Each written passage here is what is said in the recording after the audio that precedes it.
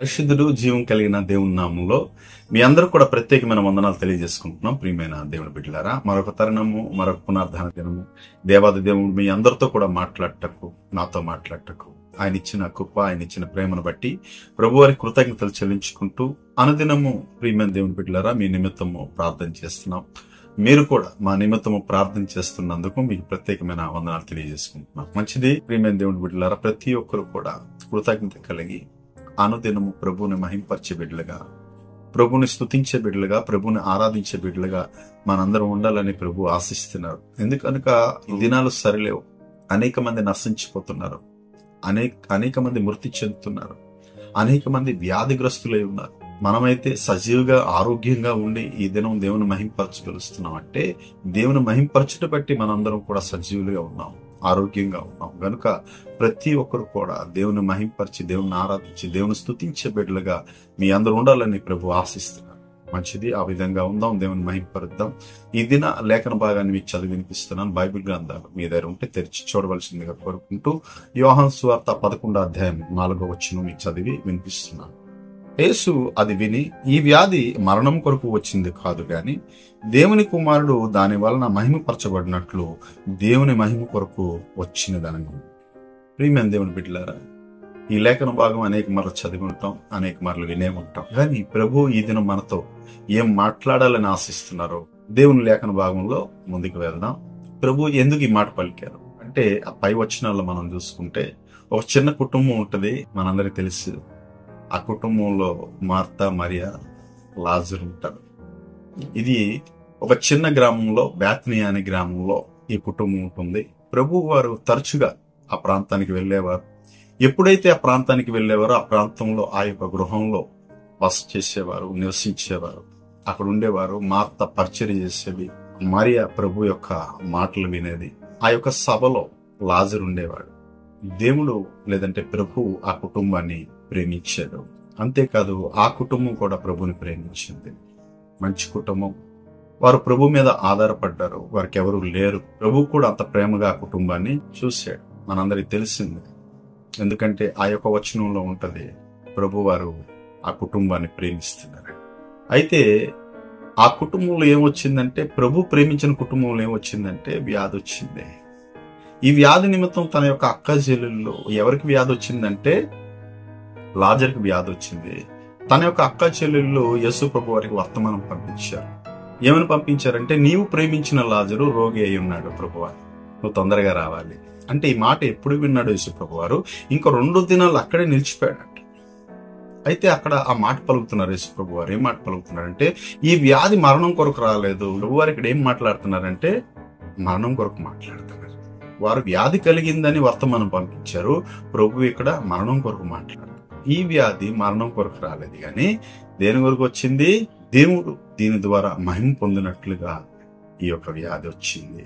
ప్రియమైన దేవుడు పిల్లరా, ఈ దినము కొన్ని సమస్యలు వచ్చినప్పుడు, కొన్ని బాధలు వచ్చినప్పుడు, కొన్ని ఇబ్బందులు వచ్చినప్పుడు మనం అనుకోవచ్చు, నేను ప్రభుతో ఉంటున్నాను, ప్రభువుని మహిమపరుస్తున్నాను, ప్రభు యొక్క మాటల్లో జీవిస్తున్నాను, నాకెందుకు వచ్చింది సమస్య, నాకెందుకు వచ్చింది బాధ అంటే మనం వెయిట్ చేయాలి, ప్రభువుని గోచాడాలి. వీరికి వాళ్ళకి చెప్పి ఆ మాటని దేవుణ్ణి దూషించే రకంగా లేదా దేవుని పైన వ్యతిరేకంగా మాట్లాడేవారిగా కాకుండా ఎందుకు వచ్చిందని కనిపెడుతూ ప్రార్థన చేయాలి. ఇక్కడ ప్రభువారు ఎప్పుడైతే ఈ మాట ఆలకించారో ఆ మాట చెప్పేవారికి ప్రభువారు మాట సెలవివ్వచ్చు. ఎందుకంటే ప్రభువారు మాట సెలవిస్తే స్వస్థత కలుగుతుంది. బైబిల్ గ్రంథంలో ఉన్నాయి కదా, సువార్తల్లో మనకి మాటలు రాసి పెట్టి ఉంటాయి.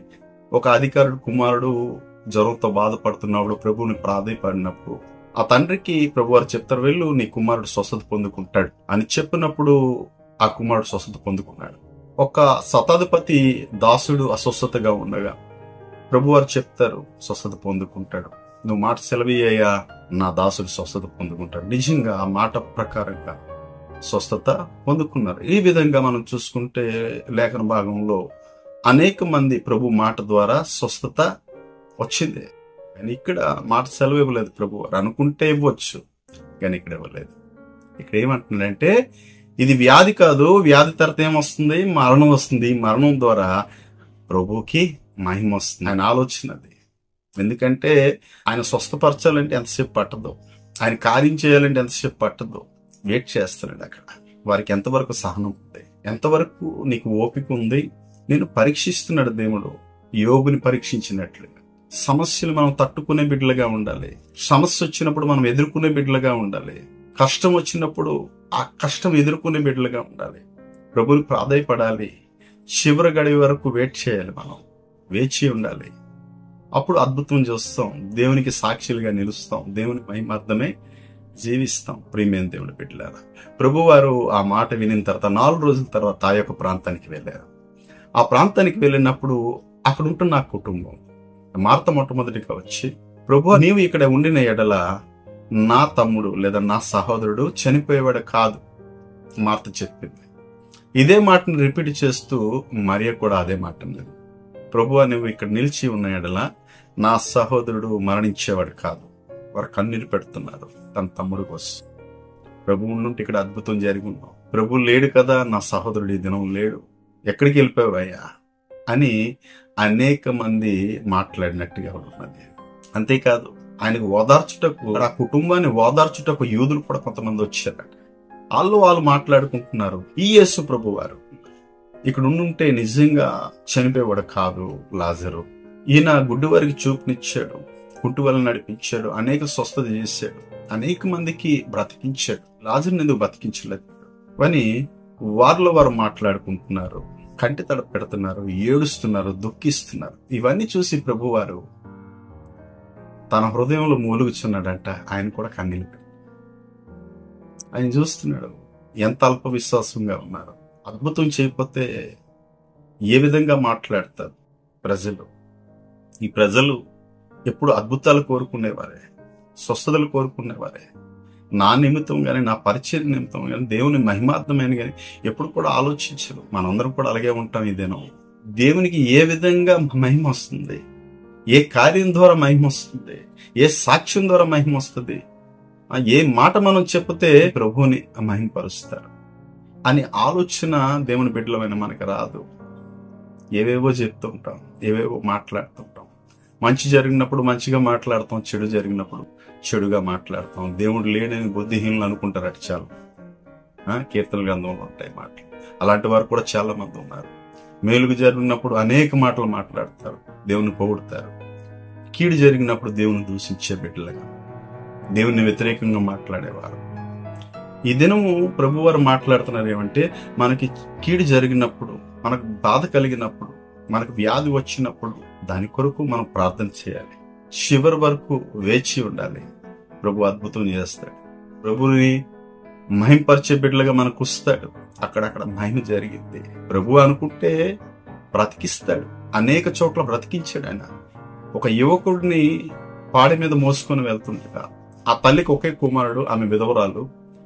ఆ పాడిని ముట్టి ఆ బిడ్డను స్వస్థపరిచి తల్లిని అప్పగించాడు. అదేవిధంగా మనం చూసుకుంటే యాయిర్ కుమార్తె మరణం పొందింది. ఆమె ఆ బిడ్డను వెళ్ళి ముట్టి స్వస్థపరిచాడు. సజీవంగా కూర్చుందామె, ఆ బిడ్డను అప్పగించాడు. ఆయన అనుకుంటే అద్భుతాలు చేయగలుస్తాడు.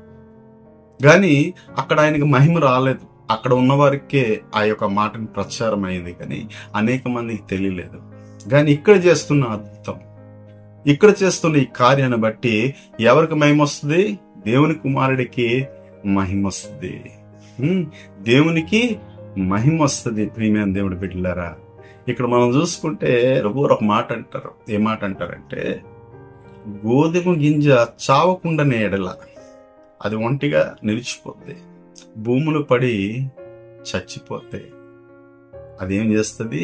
విస్తారం అవుతుంది, ప్రబలిస్తుంది, అనేక మందికి ఆహారంగా మారుతుంది.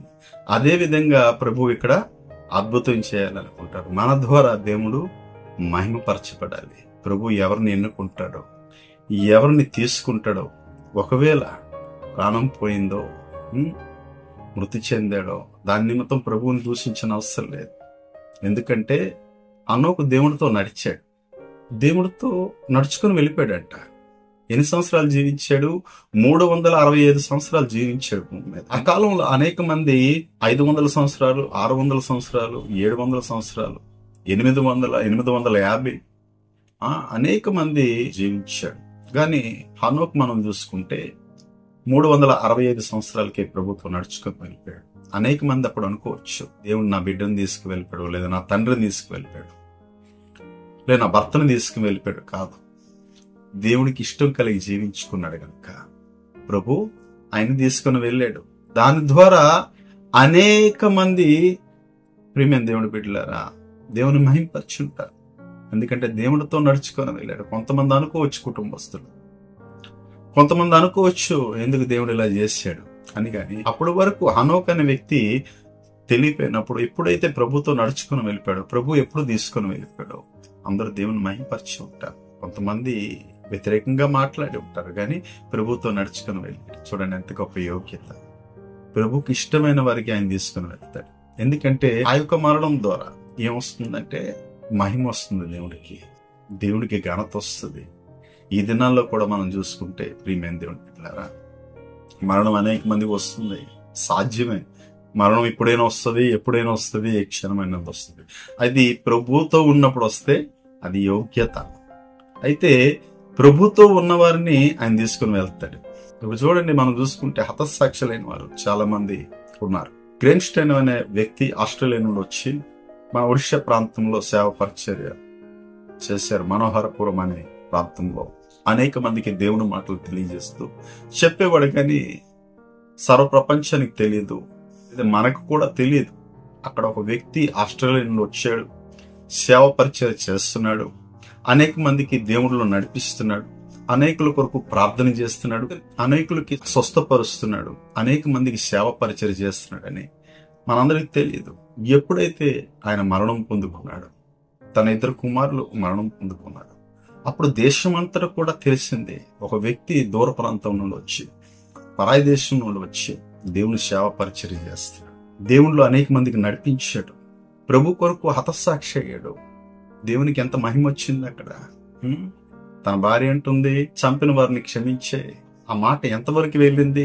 అనేక దేశాలు వెళ్ళింది ప్రియమైన దేవుని బిడ్డలారా, అనేక రాష్ట్రాలు వెళ్ళింది, అనేక మంది ఆలకించారు. మనం కూడా చాలా ఆనందించాం. అప్పటి వరకు తెలియని వ్యక్తి మరణం తర్వాత అనేక మందికి తెలిసింది. అంటే దేవునికి మహిమ వచ్చింది. దేవుని మహిమ కొరకు కొన్ని కార్యాలు జరుగుతాయి. కొంతమంది తీసుకొని వెళ్తాడు, కొంతమంది హతసాక్షులు అవుతారు ప్రభు కొరకు. ఎందుకంటే లేఖనంలో ఈ మాటలు రాసి పెట్టున్నారు. నా నిమిత్తం కొడతారు, నిందిస్తారు, పొరడాలతో కొడతారు, చంపుతారు కూడా. చివరికి ప్రభువారు ముందే సెలవు ఇచ్చారు. మాట మనం చూసుకుంటే ఇప్పుడు జరిగిన సంఘటన, మంచి దైవజనులు ప్రవీణ్ పగడాల గారు కూడా హతసాక్షులయ్యారు. ఆయన ఎప్పటి వరకు వాక్య పరిచర్య చేస్తుంటారో, ఎప్పటి వరకు జ్ఞానమైన మాటలు ఆయన మాట్లాడుతుంటారో చాలా తక్కువ మందికి తెలిసేది. ఎప్పుడైతే ఆయన ప్రభు నిమిత్తం హతసాక్షి అయ్యారో సర్వప్రపంచానికి తెలిసింది, అనేక రాష్ట్రాలకు తెలిసింది, దేశమంతా కూడా ప్రభు వెళ్ళింది. అప్పటి వరకు ఆయనకి ఎరిగిన వారు చాలా తక్కువ మంది. ఆ యొక్క ప్రాంతాల్లో ఆయన ఎక్కడెక్కడ వాక్య పరిచర్య చేశాడో, ఎక్కడెక్కడ డెబ్యూట్ చేశాడో, ఎక్కడెక్కడ సత్యాన్ని ప్రకటించాడో ఆ ప్రాంతాల్లో తెలిసింది. కానీ ఇప్పుడు అందరికీ తెలిసింది ప్రభు కొరకు హతసాక్షిగా. ఆయన ఎంత జ్ఞానవంతుడో, ఎంత చక్కగా దేవుని మాటలు చెప్పేవాడు, సత్యాన్ని ఏ విధంగా బోధించేవాడు. అంతేకాదు, ఈ దినం మనం చూసుకుంటే ఫేస్బుక్లో, యూట్యూబ్లో, రీల్స్లో కూడా ఆయన మాటలు అనేక మంది వింటున్నారు. ఎందుకు? దేవునికి మహిమ వచ్చింది ఆ మరణం ద్వారా. అనేక మందిగా తెలుసుకున్నాం ఆయన ఎంతగా ప్రకటించాడో, ఎంతగా దేవుని కొరకు ప్రయాసపడ్డాడో, దేవుని కొరకు ఎంతగా ఆయన నిలిచాడో అనేది ఈ దినం దేశం అంతటా కూడా తెలిసింది. అది దేవుని మహిమార్థం. అంటే దేవునికి మహిమ వచ్చింది ప్రియమైన దేవుని, దేవుని కుమారుడికి మహిమ వచ్చింది, దేవునికి మహిమ వచ్చింది ఇట్టి హతసాక్షుల వల్ల, ఇలాంటి మరణం ద్వారా. అయితే ఇక్కడ మనం చూసుకుంటే ఇక్కడ మరణం జరగలేదు. ప్రభు వారు ఆ ప్రాంతానికి వెళ్ళి వారి దుఃఖాన్ని, వారి కన్నీటిని చూసి ఆయన కూడా బాధపడుతూ, ఒక సహోదరుడి నిమిత్తం ఇంత బాధపడుతున్నాడు, నేను లోకరక్షకుడిని, ఈ లోకమంతటి కూడా నేను రక్షించడానికి నా ప్రాణం పెడతాను, నా కొరకు ఎవరు ఏడుస్తారు, నా కొరకు ఎవరు కన్నీరు పెడతారు. ఆయన ఒక మనోవేదన అది. ఆయన కన్నీరు కారుస్తున్నాడు ఒక్క మానవుడి కొరకు, లేదా కుటుంబంలో ఒక వ్యక్తి కొరకు. ఇంతగా ప్రాధాయపడుతున్నారే, ఇంతగా నాకు ప్రశ్నిస్తున్నారే, ఇంతగా నాకు కొన్ని మాటలు అంటున్నారే, ఇంత కన్నీరు పెడుతున్నారే, గుండెలు బాదుకుంటున్నారే. అయ్యో, సర్వ ప్రపంచం కొరకు నేను ప్రాణం పెట్టబోతున్నాను. నేను బ్రతికి ఉండగా నా ప్రాణం పెడుతున్నాను. నేను జీవించి ఉండగా నన్ను నలగొడతారు, కొరడాలతో కొడతారు, దున్నేస్తారు నా శరీరాన్ని. చివరి రక్త బొట్టు వరకు నేను పెడతాను. నా కొరకు ఎవరి కన్నీటి పెడతారు. ఆయన యొక్క బాధ, వారందరూ బాధ కూడా తీర్చటకు ప్రభు వారు ఎక్కడ సమాధి చేశారో ఆయన ఆ ప్రాంతానికి వెళ్ళినప్పుడు ఆ రాయిని తొలగించండి అంటే మార్తంటది, ప్రభువా ఇప్పటికే 4 దినాలు అయిపోయింది, నా సహోదరుడు కంపు కొడుతుంటాడు, ఆ శరీరం కంపు కొడుతుంది అంటే నా మాట వినిన ఎడల దేవుని మహిమ చూస్తారు, దేవుడు మహిమపరచబడతాడు. మాట వినండి అంటాడు. ఆ మాట చొప్పున రాయి తొలగించి లాజరు బయటికి రా అనగానే ప్రేత వస్తుంది. ఆయన బయటికి నడుచుకొని వచ్చాడు. ప్రియమైన దేవుని బిడ్డలారా, అద్భుతం జరిగింది. ఆశ్చర్యపోయారు మనుషులు. 4 రోజులుగా ఆ యొక్క పాతి పెట్టిన, లేదంటే ఆ యొక్క సమాధిలో ఉంచిన ఆ యొక్క శవాన్ని తిరిగి లేపాడు. ఆయన తిరిగి సజీవుగా పిలిచాడు. ఇంతవరకు కూడా భూమి పుట్టిన నుండి ఆ యొక్క బాడీ ఉంటే, లేదంటే ఆ శరీరం ఉంటే ఎవరైనా బతికించవచ్చు, లేదా కొన ప్రాణం ఉంటే రక్షించవచ్చు. ప్రాణం పోయి 4 దినాలు అయిపోయింది, శరీరం కంపు కొడుతుంది. ఆ క్షణంలో ప్రభు రక్షించడం, లాజరుని సజీవుగా లేపడం, అది గొప్ప అద్భుతం. అనేక మంది ఆశ్చర్యపడిపోయారంట. ఆ ప్రాంతంలో దేవుణ్ణి అనేక మంది మహింపరిచారంట, అనేక మంది విశ్వసించారు. అప్పుడు ఈ సంఘటన జరిగినంత సంఘటన ఏ ప్రాంతంలో కూడా జరగలేదు. ఆయన ఎక్కడెక్కడ సువార్త చేశాడు ఆ ప్రాంతాల్లో జరగలేదు. ఇక్కడ అద్భుతం జరిగింది. అనేక మంది దేవుణ్ణి మహింపరిచారు. ఈ మాటలు వెళ్ళి శాస్త్రుల పరిచయాలు కూడా కొంతమంది చెప్పారంటే ఎంత గొప్ప అద్భుతం చేశారు యేసుప్రభు వారు. అక్కడ ఎవరికి మహిమ వచ్చింది? దేవుని కుమారుడికి మహిమ వచ్చింది, దేవునికి మహిమ వచ్చింది. ఈ దినం మనం చేస్తున్న ప్రతి కార్యం, ప్రతి పని, ప్రతి మన నోటి మాట దేవునికి మహిమ వస్తుందా? దేవునికి మహింపరిచే బిడ్డలుగా ఉంటున్నామా? దేవుని మహింపరిచే బిడ్డలుగా మనందరం ఉండాలని ప్రభు ఆశిస్తున్నాడు. కష్టం వచ్చినప్పుడు, బాధ వచ్చిన, ఇబ్బందికి వచ్చినప్పుడు, రోగం కలిగినప్పుడు ప్రభువుని వ్యతిరేకంగా మాట్లాడవసరం లేదు. ప్రార్థన చేయండి. దేవుడు అద్భుతం చేస్తాడు. చివరి వరకు వేచి ఉండండి. ప్రభు అద్భుతం చేస్తాడు. ఈ అద్భుతాన్ని అనేక మందికి ప్రకటించండి. నాకు మహిమార్థమే మీ అందరూ జీవించండి అని ప్రభు ఈ దినం మాట్లాడతాడు. మంచిది ప్రియమైన దేవుడి బిడ్డలారా, ప్రార్థన చేద్దాం. అందరూ కూడా కళ్ళు మూసుకుంటే ప్రార్థనలో సాగుతాం. మహాపరిశుద్ధమైన ప్రభువా, ప్రేమ కలిగిన మా తండ్రి, దయ కలిగిన మా దేవా, మీకు స్తోత్ర. ఇదిగో ఈ దినం మీరు మాట్లాడారు ప్రభువా. ఈ వ్యాధి మరణం కొరకు రాలేదు కానీ ఈ వ్యాధి ద్వారా, ఈ మరణం ద్వారా దేవుని కుమారుడు మహిమపరచబడినట్లు, దేవుడికి మహిమ వచ్చినట్లు ఈ కార్యం మీరు చేశారు. అందును బట్టి మీకు కృతజ్ఞతలు. ఈ దినం మాతో మాట్లాడారు ప్రభువా.